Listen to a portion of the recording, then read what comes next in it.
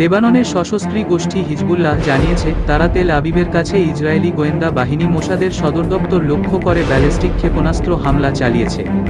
লেবাননের ইরান সমর্থিত এই গোষ্ঠীটি বুধবার 25শে সেপ্টেম্বর সকালে এক বিবৃতিতে এ তথ্য জানিয়েছে, খবর এনডিটিভি।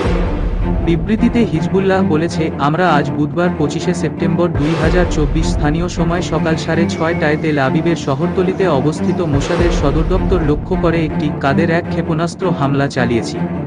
বিবৃতিতে আরও বলা হয়, আমাদের নেতাদের হত্যাকাণ্ড এবং পেজার ও অন্যান্য ওয়্যারলেস ডিভাইসের বিস্ফোরণের জন্য ইসরায়েলি গোয়েন্দাদের এই সদর দপ্তরটি দায়ী। 7ই অক্টোবর ইসরায়েলি ভূখণ্ডে হামাসের হামলার মাধ্যমে শুরু হওয়া গাজা যুদ্ধের শুরু থেকেই ইসরায়েলি সীমান্তে প্রায় প্রতিদিনই হামলা চালিয়ে এসেছে হিজবুল্লাহ সংগঠন দাবি, তারা হামাসের সঙ্গে একাত্মতা প্রকাশ করে এসব হামলা চালাচ্ছে।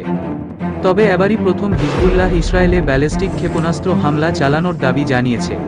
এদিকে ইসরায়েলি সামরিক বাহিনী দাবি করেছে, তারা লেবানন থেকে আসা একটি ক্ষেপণাস্ত্র প্রতিহত করতে সক্ষম হয়েছে। এ সময় তেলাবিবে আকাশ হামলার সতর্কতাসূচক সাইরেন বেজে ওঠে। গত শুক্রবার থেকে লেবাননের দক্ষিণাঞ্চলে হিজবুল্লাহর বিরুদ্ধে ব্যাপক বিমান হামলা শুরু করেছে ইসরায়েল। জীবন বাঁচাতে দক্ষিণ লেবানন ছেড়ে পালাতে শুরু করেছেন অনেক মানুষ। শুক্রবার দক্ষিণ লেবাননে ইসরায়েলি বিমান হামলায় 55 জন নিহত এবং 68 জন আহত হয়েছেন। গত সোমবার হিজবুল্লাহ শত শত স্থাপনা লক্ষ্য করে ব্যাপক বিমান হামলা চালায় ইসরায়েল। এতে 558 জন নিহত এবং 1,500-এর বেশি মানুষ আহত হয়েছেন। সর্বশেষ গতকাল মঙ্গলবারও লেবাননে বিমান হামলা চালিয়েছে ইসরায়েল। এতে 7 জন নিহত ও 15 জন আহত হয়েছেন।